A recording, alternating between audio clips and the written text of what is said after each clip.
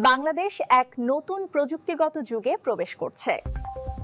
দেশের প্রতিরক্ষা ও শিল্প খাতে এক যুগান্তকারী পদক্ষেপ হিসেবে বাংলাদেশ এবার চীনের সহযোগিতায় নিজস্ব ড্রোন কারখানা স্থাপন করতে যাচ্ছে। এই উদ্যোগের মাধ্যমে বাংলাদেশ নিজস্বভাবে নজরদারি ও কৃষি উপযোগী ড্রোন তৈরি করতে পারবে।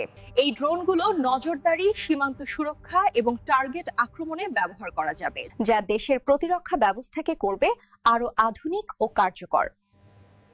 এছাড়া আরও ব্যবহার করা যাবে কৃষি জমিতে সার ও কীটনাশক ছড়ানো, জরুরি উদ্ধার কাজ, দুর্যোগ মোকাবিলা এবং মানচিত্রায়নে। চীনের প্রযুক্তি সহায়তায় দেশীয় কারিগররা প্রশিক্ষিত হবেন, যা ভবিষ্যতে বাংলাদেশের প্রযুক্তি স্বাধীনতাকে আরও শক্তিশালী করবে। বিশেষজ্ঞদের মতে এই প্রকল্প সফল হলে বাংলাদেশ শুধু ড্রোন আমদানিকারক নয়, একদিন ড্রোন রপ্তানিকারক দেশ হিসেবেও আত্মপ্রকাশ করতে পারবে। এটি বাংলাদেশের আত্মনির্ভরতার পথে অন্য একটি বড় পদক্ষেপ, প্রযুক্তিতে, প্রতিরক্ষায় আর গৌরবে।